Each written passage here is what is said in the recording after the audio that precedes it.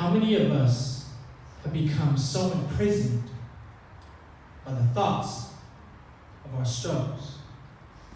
So much so that it becomes something we often cling to. Thinking about all the times we mess up, it becomes this major thing too.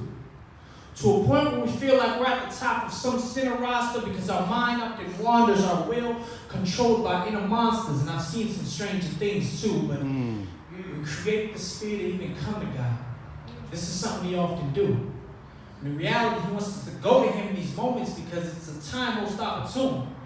And when we don't do that, we fail to take all that He gains when He's the one to relieve pain and carry on like T-Pain and live our lives out of tune now.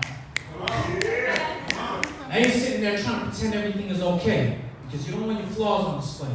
Thinking, you know what? I'll figure it out on my own and eventually my struggles will be gone away. Thinking you're making moves like on delay, but your moves are on delay now. The struggles are starting to feel like this burden, like you're trapped in some bubble. Thinking you can't go to God at this point because you're constantly falling back into trouble. But this is for those that are bogged down by the things in life you must juggle. I say this without being subtle, that the truth is actually life and you struggle. Picture this. Picture a runner in the midst of a long distance race, who despite people passing her up, she still continues at her pace. Some of y'all need to hear that again. Despite people passing her up, she still continues at her pace. Some of y'all get that later. And as the race goes on, she falls and struggles and sweat falls to her gym shoes, but she hustles and motivates to the end because she realizes the marathon continues. See, what I've learned is there's growth in your struggle if you don't let it consume you. Because if you soak in that thing too long, ultimately, it'll probably doom you. And when you fall, I know the hits stack up and sometimes the sets back up, but the Bible says a wise man falls 7 times. You know why? Get back up.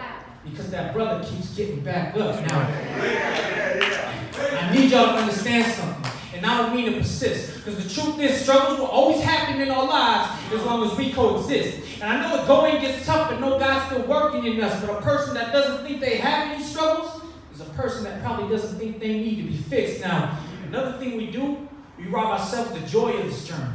Because we let comparison intervene. Too busy comparing the chapter 6 in our lives to somebody else's chapter 16. Now you're sitting there mad and hating while you're trying to keep it moving like transportation because in a society filled with instant gratification, we expect a Christian walk to have some sort of instant transformation, but mercy. A wise man was told me, he said, this life, it's a process.